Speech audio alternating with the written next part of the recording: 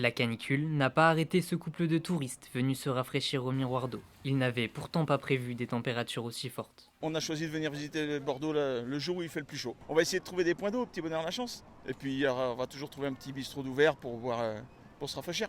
Dans les bistrots, justement, les terrasses sont désertées par les clients. La chaleur a entraîné une baisse de fréquentation, déjà aggravée par les incendies en Gironde. Les commerçants, ils souffrent un peu, on a moins de monde, etc. On a eu les feux, les gens ont envie de rester chez eux, malgré le fait qu'on ait la clim et qu'il y a un petit peu de vent. Les rues sont vides, la terrasse est vide, l'intérieur est vide. Les gens sont fatigués et ont chaud, je pense. Une perte de chiffre d'affaires pour les restaurants, mais également des conditions de travail difficiles. En cuisine, les fortes chaleurs ont rendu le travail étouffant. Je connais des restaurants où, par exemple, ma sœur bosse en restaurant où il n'y a pas de clim et c'est genre 45, les fourneaux ça peut monter au-dessus de 50 degrés au-dessus de la plancha. On a une baisse de fréquentation qui est assez conséquente. Je sais que ça dépend des restos et des places surtout. Mais ici, comme on a la chance d'avoir une salle climatisée, on a un peu de monde, mais franchement c'est général, hein. Il y a une baisse de clientèle qui est générale.